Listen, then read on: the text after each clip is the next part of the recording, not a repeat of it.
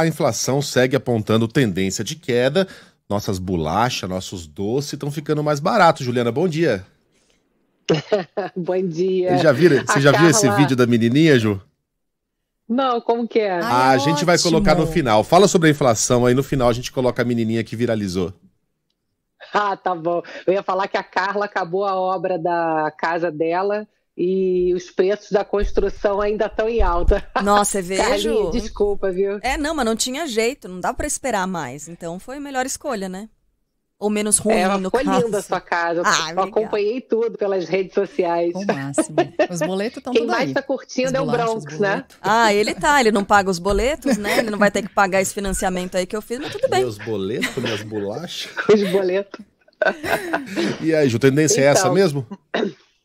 Então, saiu agora há pouco, a Fundação Getúlio Vargas divulgou o indicador que é o IGP-10, que tem a mesma metodologia do IGPM, que é uma referência para reajuste dos contratos de aluguéis. O que muda é o período de coleta.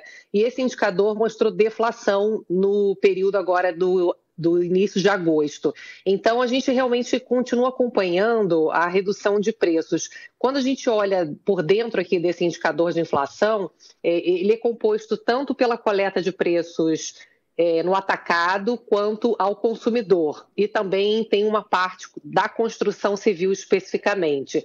Quando a gente olha para o consumidor, ainda está muito focada a queda de preços nos combustíveis e na energia elétrica, por conta daquela redução de impostos que a gente conversou quando deu aquela deflação dentro do indicador oficial de inflação do país, o IPCA, por conta da redução de impostos aprovada pelo Congresso Nacional. Então, está muito focado ainda, quando a gente olha o indicador de queda de preço para o consumidor, por conta de redução de impostos nos combustíveis e na energia elétrica. A gente até consegue ver uma redução ou outra, mas para o consumidor é uma inflação ainda muito elevada. Mas é importante a gente olhar o movimento no atacado, porque quando começa a chegar no atacado, né, para aquele que recebe e aquele que depois vai repassar para a gente algum alívio no preço, é importante a gente ver esse movimento. Então, o que a gente percebe é que esse movimento de alívio, ele continua. Então, a tendência, quando a gente fala,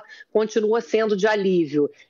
Quando a gente olha aqui por dentro do atacado, preços de petróleo, ou agora de manhã, por exemplo, continua caindo, os indicadores aqui de alimentos, por exemplo, aqui minério de ferro, que são preços para a indústria, inclusive de construção, ferro, né? A gente veio falando bastante de custos internacionais, carne também está com queda de preços no atacado, soja. Então, a gente vem acompanhando que esses preços internacionais, em geral, que subiram muito, agora com essa tendência do mundo começando a crescer mais devagar, a China, inclusive, agora de manhã anunciou medidas para estimular a economia, porque até a China pode crescer bem menos do que o previsto, tem risco, né, que a gente vem conversando, né, dos Estados Unidos terem recessão, a Europa também, o mundo todo está precisando desacelerar, pisar no freio, porque a inflação perdeu o controle, né? Então, o que a gente vê é um movimento de preços internacionais recuando